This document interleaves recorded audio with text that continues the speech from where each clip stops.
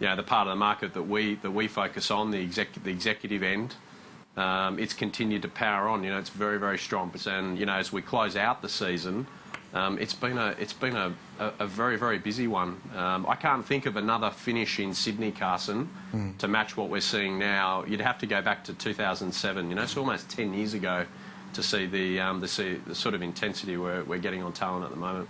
Simon, it's John Millroy from Ord Minnett here.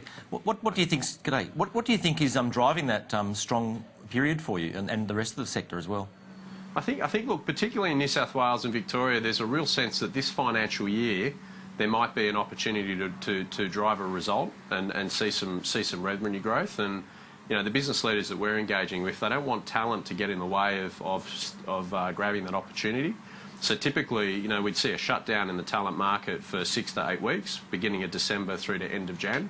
That's not the case this year. There's a lot of intensity around the briefs, and people want key roles filled either before Christmas or certainly by the 1st of February.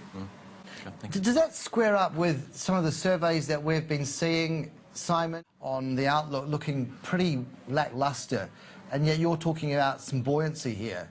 I'm just wondering how to understand those two.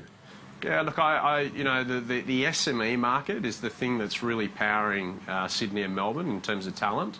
It's the emerging businesses that are really powering the demand in talent and turning things on its head a little bit in terms of the supply and demand.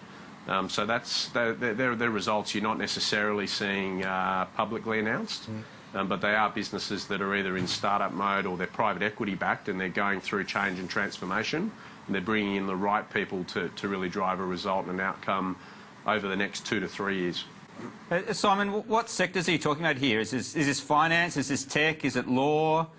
Which broad sectors? Look, services in general, but particularly in professional services, there's been quite a bit of movement. The digital space, so the e-commerce market and anything to do with that sphere continues to be pretty hot. But you'd be surprised, when you get into more traditional spaces like retail and the consumer market, there's some really interesting things going on there at the SME end.